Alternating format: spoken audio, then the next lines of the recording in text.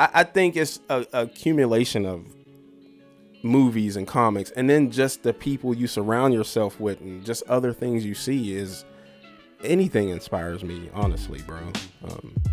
Yeah. It's a combination. Combination, yeah. You are listening to the Artist King Podcast. I am your host, DTM of DeltaTangoMike.com. The Artist King Podcast features artists, entrepreneurs, and business coaches who share their knowledge, expertise, and resources to provide insight into the ways we can find our own personal success with our creative talents. The Mad Penciler is the name of someone who is so hardcore into pencil art that he's become mad. Also known as Wayman, the Mad Penciler came to one of my tattoo talks at the Central Branch of the Atlanta Library System many years ago, and we became art friends right away. We stuck together for a year or two, and I have seen the Mad Penciler build an art career with a community of fans and art collectors, as everyone who's come across his art is immediately hooked into the blue line pencil line work of his drawings, and now into the line work of his tattoo ink. And don't forget, ProScale Models. Look it up.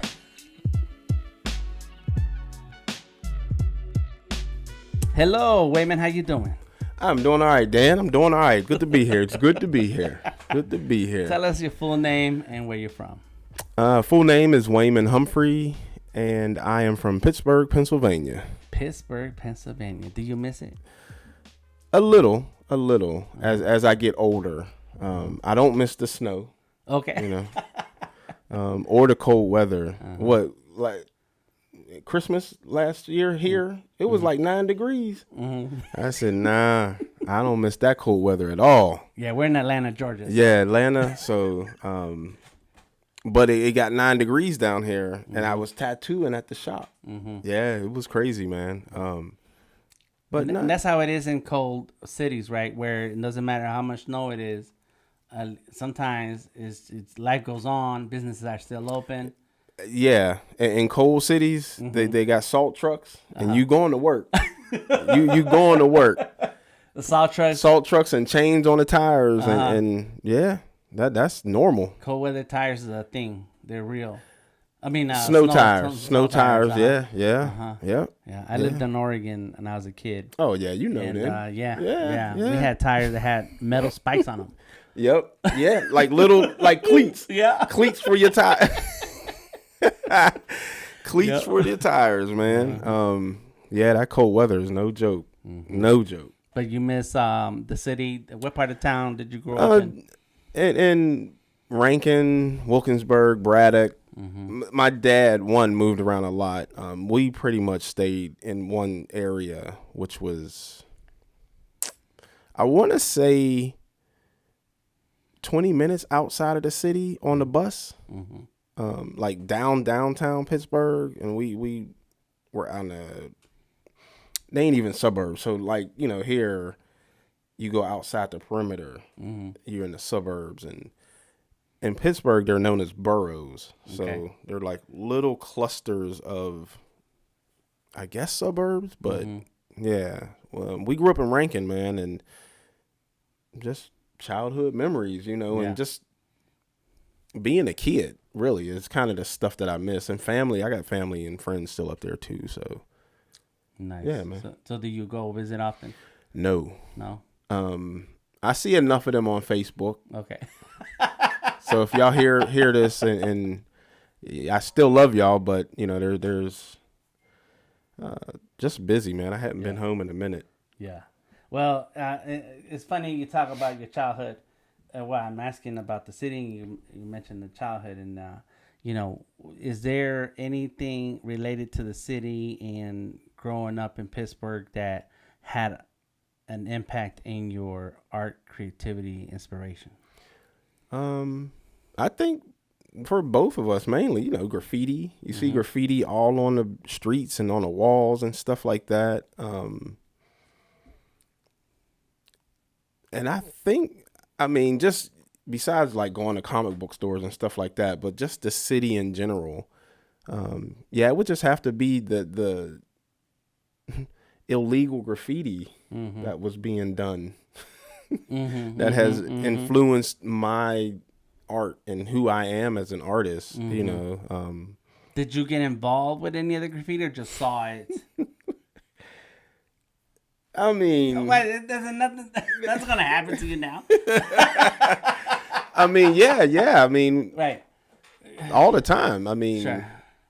heck, I'm thinking of pieces now that me and he hadn't gone by this name in a long time, but he used to call himself Prime, and I think because everyone was like huge Transformers fans, and he was kind of like the leader type of thing, but yeah, we would go up and tag a lot of stuff, man, a lot of stuff. And so, did that? So it was the environment, and were there school or family who saw your creativity and encouraged it? School, and yeah, my mom's. I drew on the walls. She let me draw on the walls and color, and I mean, these was like life size things she let me draw on the wall. Remember, you ever seen those? What do they call them? Fathead stickers. And they take up that's how my room looked like. Yeah. She let me draw and paint all on the walls, man. And teachers and stuff like that. I won the logo contest for my school, so yeah. I mean, I've been drawing ever since, bro. It's just. What's your earliest memory of art, and do you remember an emotion or a thought? Yeah. My picture, and I think we had talked about this on the last interview. My work being on my babysitter's refrigerator. Okay. Yeah. So I was a huge Godzilla, Gamera, Monster Zero fan, and I had drew this whole scene of Godzilla burning a city down, and it was. I remember her and my mom was like, it's proportionate, and like the people are screaming, and she put it on the refrigerator, man. I thought I won the You think you made it? I thought I made it. Yeah, I thought I made it. Shoot. I mean, you know, because even that SCAD, I'm sure you got some questions about that, but I'm going to jump a little into SCAD real quick, because when you got put on the wall at SCAD, that was like, you good. And so I made it twice on the wall at SCAD. Yeah. Okay. But as I think back to what we talking about on the refrigerator, that was, I had made it. I thought I was a bona fide artist. That was your that was my moment, man. And then ever since then, just been doing anything that my little Wayman brain could do art. You know, it didn't matter what it was. And so that was a scene based on current comics and animation and pop culture.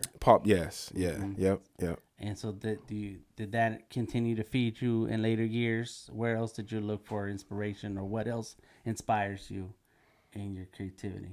Yeah, you know, as you get older, you know, middle school and high school, you start watching different things. So, you know, anime wasn't as big as it is now, but I do remember very specific anime movies that we would watch. Like Ninja Scroll was one of the very first ones. Fist of the North Star. Around that time, I think Todd McFarlane was doing like a lot of Hulk and Spider-Man comics. So he wasn't doing Spawn just yet. And so him, Jim Lee, just, pop culture, cartoons, all that stuff. I was always amazed looking at cartoons in general. Like, how did they do that? You know? And yeah, that's I wanted to do that. Yeah. You know, whether it was animation or comics, I just knew that was going to be somewhere in my alley of interest in what I wanted to do. Nice. And so if anybody's listened to this and seen Wayman's work, the Mad Penciler, 2Ds. 2Ds, On yes, Instagram. sir. If you scroll down through his Instagram profile, you'll see a lot of blue drawings.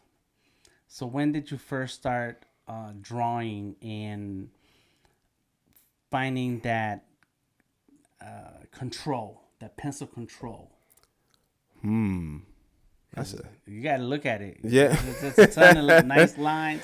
Yeah, shading. yeah. It's crazy. That's a good question, man. I've never had that. Because, as you get older, not just in age, just like maturing as an artist, I don't know when that was like, was it always a thing? Or did I obviously your styles change as you mature as an artist and you kind of really find your groove, but I don't know. Man, we'll have to come back to that one. That's a good question, man. Yeah. Sheesh.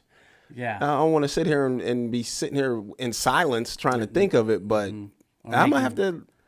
Yeah, I'm gonna write that one down to the side, man, and go back down your memory lane. Yeah. Find your sketchbooks where it was rough and I want to say, and then slowly. Yeah. I want to say, maybe honestly, now that I think about it, the first year and a half of school, because before school, it was almost a hobby thing. So it wasn't like I was drawing as much as I was when I got to school. And then when I met you, so I think towards the end of school or mid school. SCAD, yes. I think I met you before SCAD, didn't I? You met me before, but we wasn't running like we, used to. And because of SCAD and you, I would just be drawing all the time. And I think that's the key, right? Is you just got to keep doing it over and over and over. And you find your style, or like you said, the crispiness of it. Yeah, I think that was midway through school.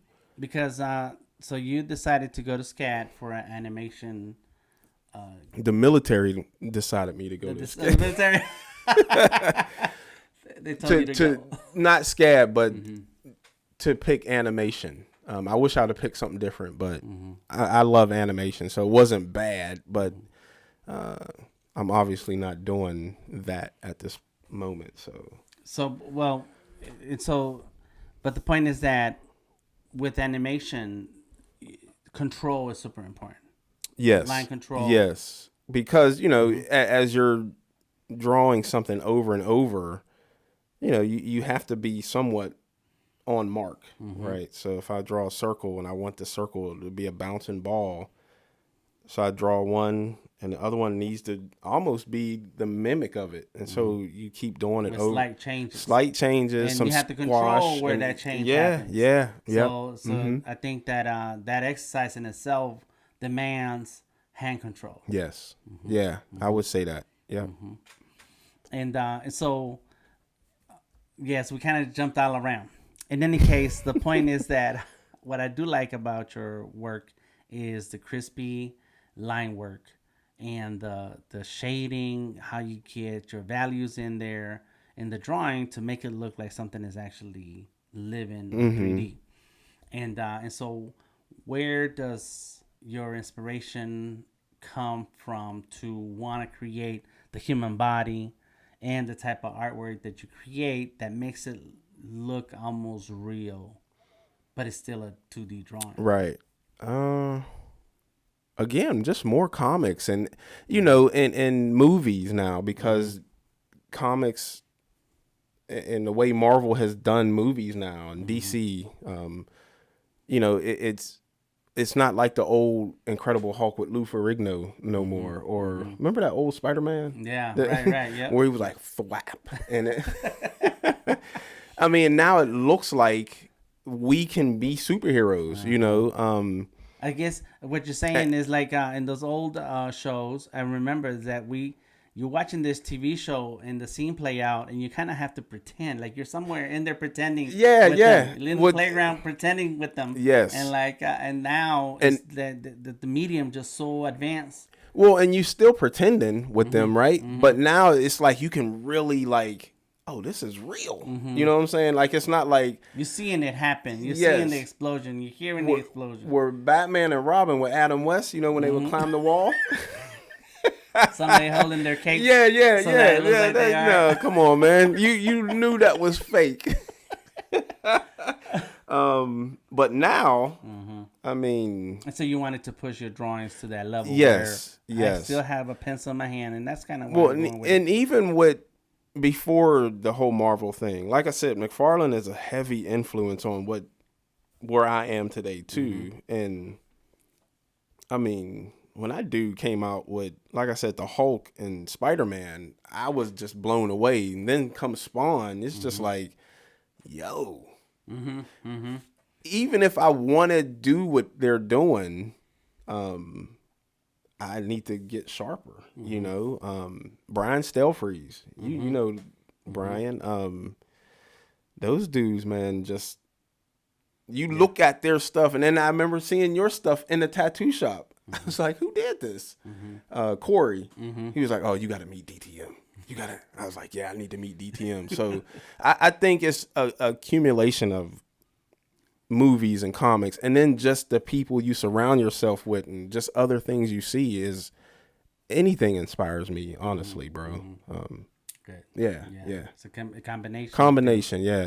And do you still watch, keep up with comics? Oh, of course. Watch animations? Yeah, of course. Yeah.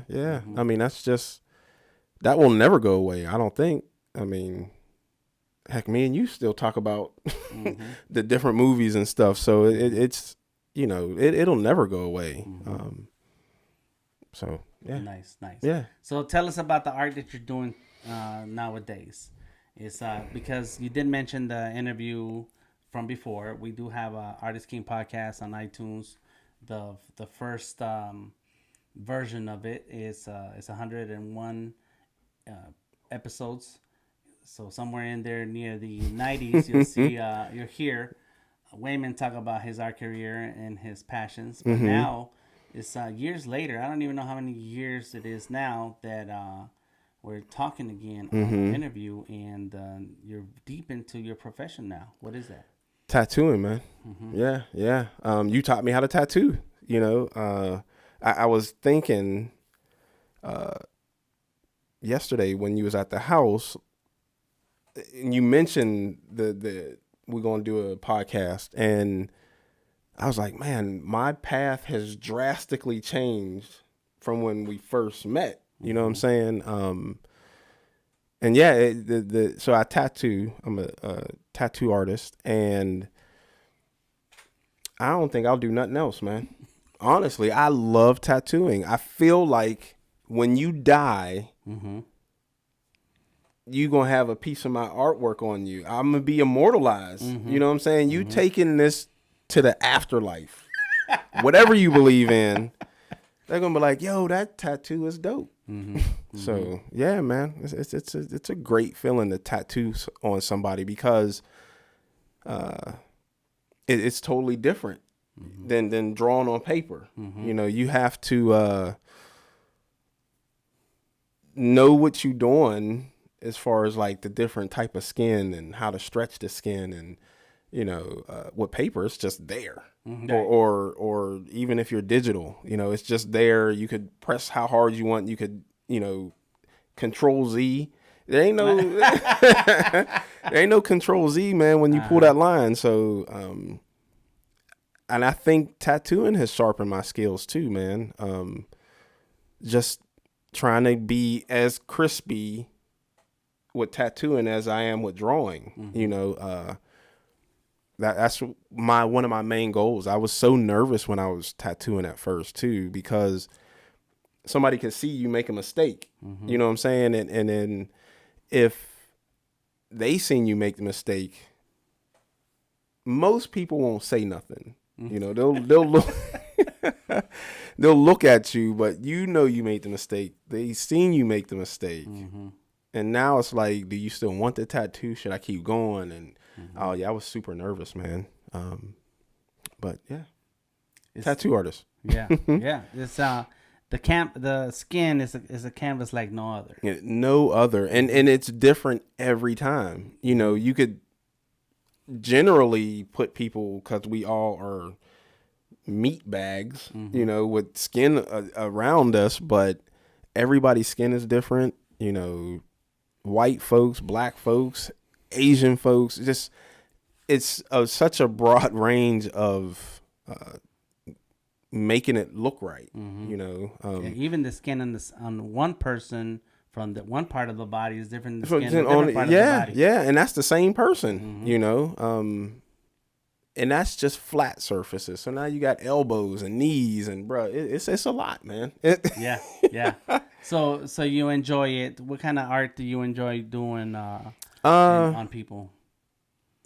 So you know what tattooing, you have the different styles. So you have like old school, traditional. You got neo traditional. You got realism and color portraits. And I'm a floater, man. I don't stick with just one thing. I probably do my own thing. So like, what helped is that me drawing what I drew, people like that, and they was like, yo, I want that tattooed. So I'm probably more of an illustrative style of tattoo artist. I can do the other things, but my main go-to would probably be illustrative / probably anime-ish type of work. Just thick, bold lines, especially on darker skin. Now, whether it's black folks or someone with a hella tan, but you know, you have to compensate and do some adjustments for that type of stuff. But yeah, man, illustrative type of tattoos is what I love doing. Nice. And so you said your life has changed since we met, and ever since then, is it was it your desire to be a tattoo artist? No, from a long time ago? not at all, man. What made you want to do tattoos and decide to go that route after going to SCAD and getting a degree in animation? So I worked on a couple films in the industry. I didn't like it, and I don't know if I should be doing a short version or a longer version. That wasn't what I thought it was going to be, working in an industry like that. Animation industry or animation film? So within animation, you know, there's different jobs you can do, right? Because I could draw, I remember one of my professors was like, hey, you should check out this program. And it was ZBrush. But that was more like a sculpting tool. Oh, I took to that like fish and water, and that was my thing. So yes, I have a degree in animation, but I concentrated a lot on just 3D modeling, 3D sculpting, and that's where I got into the industry. So I done ZBrush for what's the name of that company? I can't remember right now, but we would get subcontracted to do Marvel films and stuff like that. But man, we were in that studio for a long time, like, and so, like every day. Oh long yeah, hours, yeah, that kind of long time. Now it was cool when we would go out on set and look at like the different superheroes and stuff like that. But coming back to the studio, man, you got to put in that work, and it was some long hours. That is just not what I wanted to do. You know, you want to be creative, and then you want to go home. Well, and have some daytime not do the left for same yourself. thing over and over and over. You know what I'm saying? Like with tattooing, I'm doing a different tattoo every time. Now there's sleeves that you'll see, you know, maybe 3 or 4 times, but then it's done and I'm on to a new thing. But with animation or sculpting, you're looking at animating something for 12 hours, maybe 3 years. That's a lot, man. That's a Yeah. lot. So I done a couple of those gigs. The plan was for me to move to California and really immerse myself in that.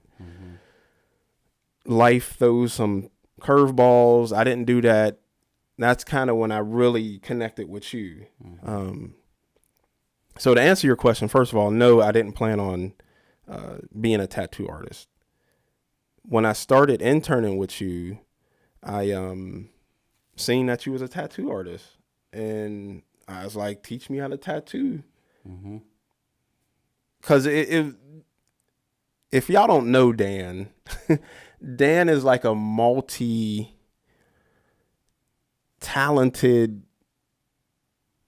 artist. Like I don't know how else to make that for y'all to connect and understand. But I mean, he just tattooed murals,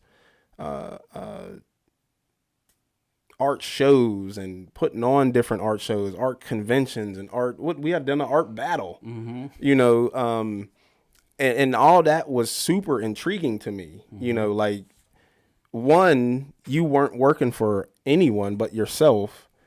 And I was like, bruh, you know, he has put the starving artist stigma to bed. And now we working artists. I tell people that all the time.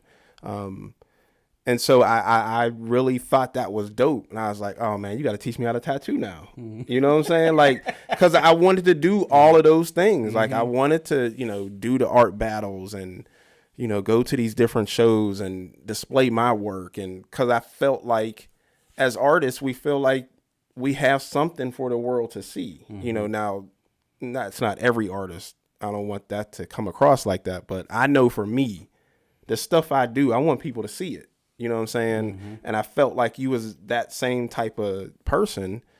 And yeah, so I'm like, okay, he's drawing comics. I'm drawing comics. He's doing this.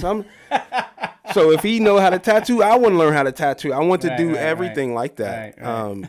And so when you taught me how to tattoo, though, I think that's when it clicked, and it was just like, oh, this is the only thing I want to do. You know what I'm saying? So that's where it kind of just, man, I'm like Bruce Lee, like water. You know, wherever it flows is where I'm gonna go, man. I'm not trying to be contained in a cup. So I mean, 2 years from now, I may be doing something totally different. You know, but at this point, I love tattooing. So.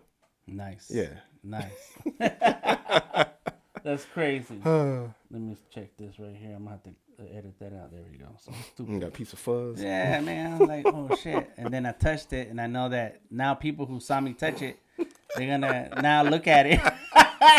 They're gonna rewind and look for the video. Well, yeah. Now after since from the rest of the video, people be like, oh, that shit's still right there. All right. Let's see. So let's touch on the business of art a bit. With any of the art mediums that you work with and the learning that you've done, at what point did you decide that you wanted to be a working artist? I know you just said that right now with tattoos, like, this is what I want to do. So, you know, and I talked to Ashia and just other real close people to me. I mean, it was you. You know what I'm saying? Like, you were the inspiration for me to be where I am today, right? It's a huge part of that. You know, obviously you have to have talent and drive and stuff like that. And I try and tell and explain that to people. Like, you have to do something, right? For, like, so you say, hey, you know, Wayman, let's shoot. I remember we were somewhere on the west side, College Park area, and it was some art show or something we was doing. You were painting live while they was doing a band or something was playing. I don't know why this vividly sticks in my brain, but I think it was that moment for me. It was like, this is what I want to do. You know what I'm saying? Whatever this dude says do, I need to do it to be successful, right? You're talking about the business and stuff like that. There's a formula, and you have written out some of the formula, but some of that formula may not work for me, but most of the formula has, you know, and I try and tell people, like, there's a formula, just stick to it, and you'll. But you decided to go from being a person who has a job, no matter what kind of job. You were in IT, I think. Something Right. like Yeah. that. And then say, I want my 9 to 5 to be around art. Right. Right. And so there was a decision to be made. After that, it was an education. This is the part you're saying, that I need to educate myself and do everything this guy does so that I can do the same and find my clients, make some money. This will be My gig. Right. And so that's the formula you're talking That's the formula. And just working, hard work. You know, there is no. What does hard work mean? Because consistent work. I should take it back, right? So for me, hard work is sometimes there's no sleep. You know what I'm saying? You go through seasons where sometimes there's no sleep or, you know, very little sleep. I know people will be like, oh, your body, you need to get rest. And yeah, I get it. But you look at a good majority of entrepreneurs, whether it's artists or someone baking or whatever, them cats put in work. Like time is spent, you know, and there's sometimes there's sleepless nights, you know. So let's talk about one of those days. So you go to work. I remember you get up at 4 a.m. And you do a drawing. You post it on Instagram. Yep. Then you get your coffee and go to work. And then after, that's a job that you clock into. Do the work you're there. So IT, right? IT, yes, IT yeah, Then you clock out, drive back home. What is your day made up of that lets you not sleep? You were drawing. More drawing. So yes, during that time, I wasn't tattooing, right? So like you said, I'd get up at 4. Actually, I would draw at the office because I would get there way before anyone else would. So I'd draw there, post it, go to work, and I think I was only working there half a day or something.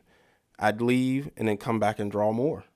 You know, go home, sit down, and draw. Sit down and draw. Work on the whatever passion project you got going on. Yep, and taking, you know, cues and notes from you. You know, like, okay, what is it that you want to do? So and now you figure out, how do you want to do it? You know, are you sure this is what you want to do? That's probably one of the main things. You know, people, I want to draw, I want to be famous, I want to do whatever. Are you sure? Because what happens is that you end up drawing all the time. Right. It becomes not just a thing of passion, but now that's your business. That's your business. So now you're drawing all the time. Yes. And is that what you want to do? And then you have to draw enough to get good at it. Draw enough to be consistent with the quality of the work, and sometimes that means that you spend a lot of time, a lot of days, and sleep very little. Yeah. I mean, that's just building up to wherever you want to reach. Right. And you know, yes, you will get breaks and take breaks and things of that nature, but if you're serious and you're trying to, because me and my sister talked about this, she interviewed me for one of the shows she does, and it's the consistency, man. You know what I'm saying? It's the consistency. You can be consistent 2 minutes a day, or you can be consistent 20 hours a day. How many hours? It's 24 hours in a day. That's 24 hours. That's right. You know, it's just you being consistent and sticking to it. You know, now if you only are consistent 20 minutes out of the day, then it's going to take you a little longer to get to that goal, whatever that goal is for you. But if I'm consistent 18 hours out of the day, I'm going to get to that goal faster. So being consistent with the quality of your work, with the focus on the work that you want to make, and so that anytime, so that you building up to wherever your creative goals are, so that you can be a professional, seen as a professional by others. Right. But also becoming that along the way, you become that professional that if you're consistent 24 hours a day, that means that anytime you touch the pencil, the marker, or whatever, boom, you're there. Boom. Already in the zone. Right. Just, and it's that's the consistency yeah, you're talking about. And I say this to people all the time is that there is a difference between someone who does art as an expression or as a creative exercise, and then someone who's a professional. Because a professional in tattooing is a perfect example, is that line has to be in there right. Every time. That's it. Every time. Yeah. Yeah. You know, but if you're a football player playing in the Super Bowl, you can say, well, I just had a bad day. You drop a pass or something, like, you know? I just didn't feel it. I just didn't have it. Like, no, a professional has been consistent for so long that, or trained enough and practiced enough that when it's time to do it, you sit down and you ready to go. Ready to go. Well, and then at the same time, that's why those guys are professionals. You know, the football players, right? Yeah, they may drop a pass, but 9 times out of 10, them boys gonna catch a ball with their fingertips, or you know what I'm saying, have someone, and it's you know, they start 3-a-days even before the season started. You know what I'm saying? Yes, they were doing pee-wee football. Oh yeah, but the way they step onto the grass is different than you and I step onto the grass. Right. But we stepping onto the grass. We stepping onto the grass with these guys. When they step onto the grass, it's that tunnel vision. Woo, yep. Woo. And but again, it's the consistency, right? And that's what you need. That's as what an you artist, need as anything. Spend that time. Yeah. And so I wanted to clarify because, you know, working hard and spending your waking moment drawing, we have to quantify it as a way where we can follow those steps. And so that means you practice enough, you draw enough to get the quality of your artwork to a level that no matter which pencil you're given, what crown you're given, it don't matter. What crayon you're given. Ooh, boom. The hands, right? My sister always tells me, because I'm terrified to draw hands because I couldn't do them. And now I'll draw hands with anybody. You want to draw 100 hands? People asked for me to mentor them as far as like they want to apprentice as a tattoo artist, or even before I was tattooing, they was like, yeah, you know, what are you doing as far as like, you know, I want to be a comic book artist, or, you know, I want to do whatever. You got to draw 100 left and 100 right hands for me to even consider dealing with you. After that, then we can do something. Because hands will make or break you. Me and you, I would always tell, let's do 100 hands. Kelsey. I don't care who it is, man. 100 left, 100 right, and then we good. Yeah. Yeah, because you got to get to that practicing enough. And that's and then that but it's zone. What you saying, right? That you there's a rhyme. It says, "I do it right because I can't do it wrong." Yeah, you know, is that you got to get to that point. That's what that means. That hard work, all that time you're spending, is to get to that place where no matter what you're given, if you need to draw hands, you already got it. You already got it. You need to draw eyeballs, whichever, depending on the character, kind of artist that you are. You want to be able to jump right in and be able to do that. And so. When we go to drawing sessions, there's always the warm up. So, you got 5, I remember. 10 minutes. Yeah. You know, you're warming up. That's cool.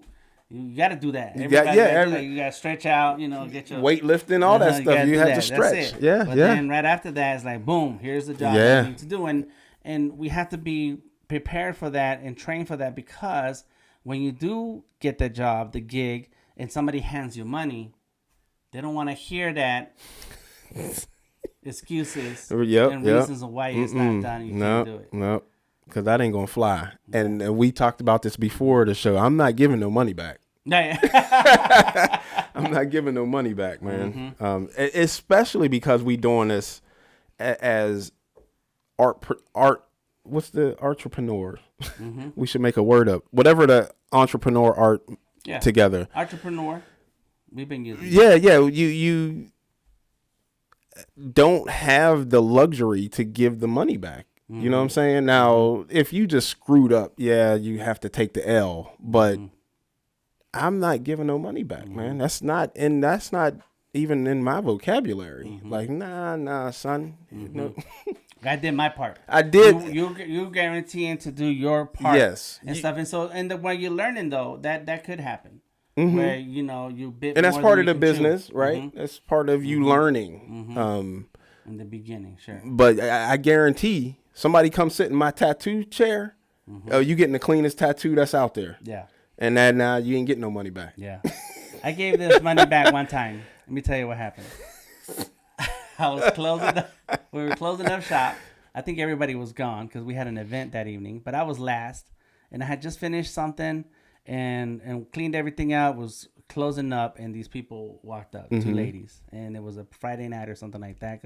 And then there was a club in the same plaza as us, so used a lot of club people. Right. And so me and my friend Carol, R.I.P., he was there with me. We was walking out, and they're like, "Oh, not yet. Can you do my tattoo? I'm like, sure, why not?" So these two ladies, they walk in, and so she wanted something little on her chest or whatever. I was like, all right, I'll knock that out. But I messed up and did not put a towel, those towels over her shirt. Sure, yeah. Oh, and you wiped. Because I was going to be doing, I was going to, boom, that was going to be done. Man, and one of those times when I'm going back and forth with the machine to the ink and then back to the skin, drip, boom, right on the shirt. And she said, "Oh, damn!" And that's my name was in her mouth the whole rest of the time. And so by the time I finished the tattoo, she's like, "What are we gonna do about my shirt, Dan?" I was like, "Well, here's your money back. Yeah. Go buy another shirt." That's But that was also a mistake on my part. Yeah. I did not put on the towel. towels, Yeah. On her The shirt. dental bibs. Yeah. But any case, but yeah, there are times where what you want to, as a professional artist, you want to be ready. You want to be the one who's ready, and not have any excuse to where the client is unhappy or makes demands on you that because you fail in something right. And that's why we say you got to work hard. You got to be consistent to get to be a professional artist. You have to have these things because we want you to represent properly. And as an artist, as right? an artist, yeah. and as a professional person, there's many situations when you, like the football example, where you feel like these people are getting paid millions and this is how they do. Like, what are you talking about? And so anytime somebody hands you a couple of bucks, it's like, well, it's a donation to an extent. But once somebody hands you $100, they're making demands. Easy. Yeah. And so when they're making demands, and so when we're asked for advice as to how do I get to be a professional, what do I need to do, that's why this is some of those things that you mentioned, because there has to be some type of mental thriving artist confidence in you, but it comes through practice. Yeah. It comes through that practice. Yeah. And you build it like a muscle. Right. Yeah. And just to touch on the mental health aspect of it, there are many sleepless nights, but I like to look at it again. Football is that you have four downs to reach 10 yards, and so the first down, it's only 10 seconds long. The rest of the time, they're standing around getting ready. And then for 10 seconds, they're pushing hard and slamming each other. Right. And then you rest again, right? And so that's how you have to look at your professional life, or as an artist, you want to look at your art time as, there's some days when I have to go all in 10 hours in one day, but then I sleep in the next day. Right. And then I find another day where I can go all in and stay up half the night. When I was learning Photoshop and Illustrator way back in 2000, I was reading big old fat books, going through the tutorials. I remember those because books. We didn't have YouTube. Right. And if you needed advice from another artist, you had to call them and talk to them on the phone. Right. Yeah.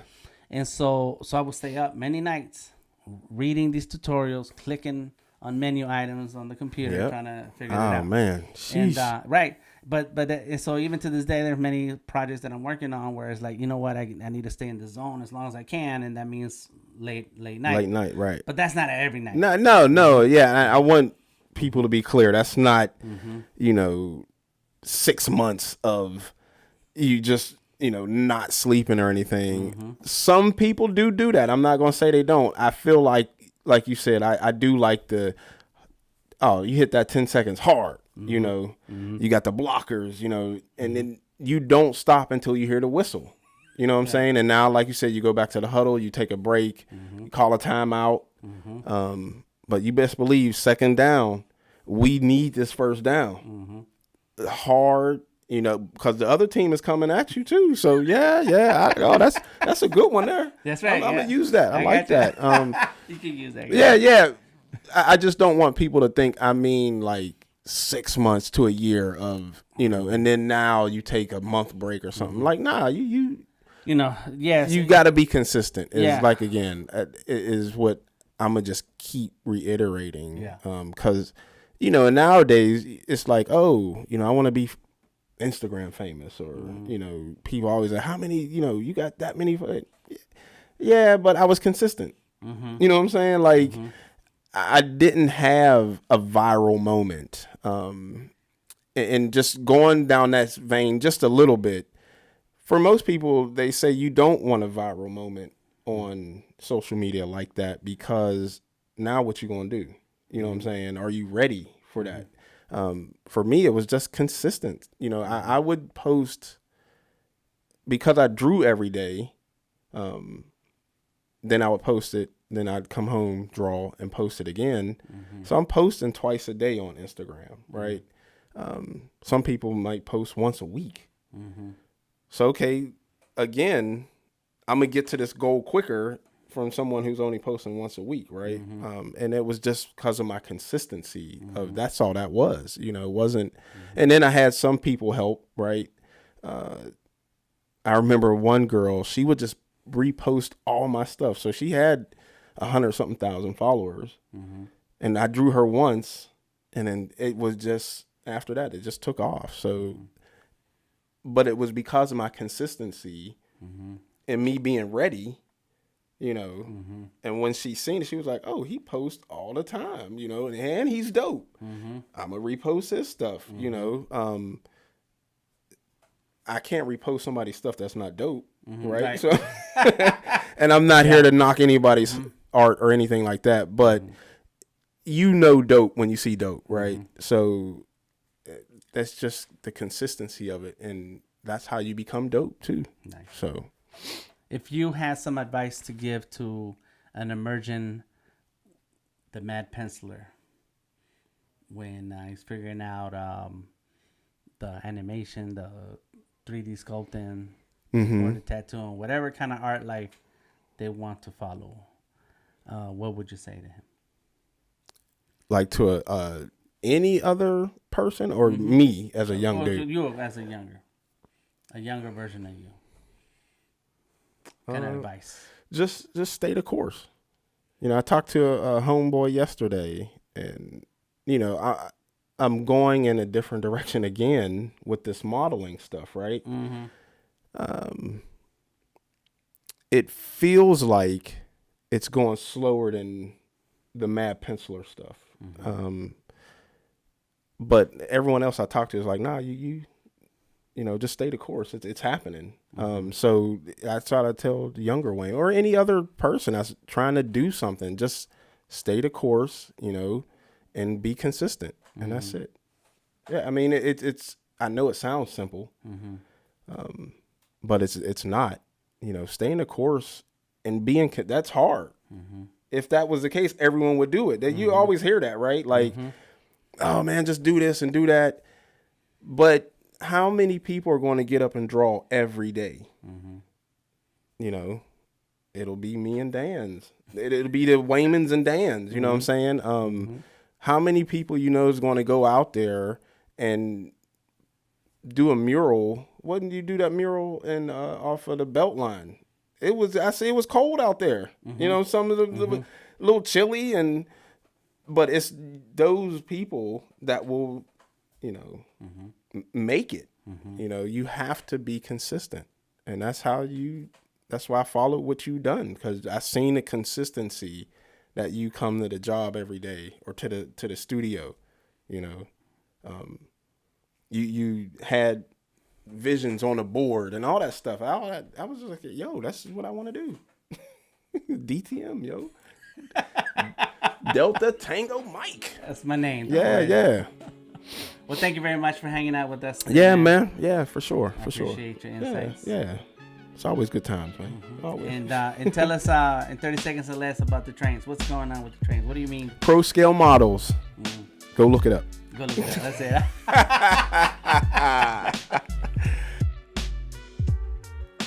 The Artist King podcast is made possible by the support of our sponsors, Azalea Creative Group, Sketchable Plus, and Visual Artworks. Once again, I am DTM, and I look forward to sharing the business of art with you. Until next time, stay creative.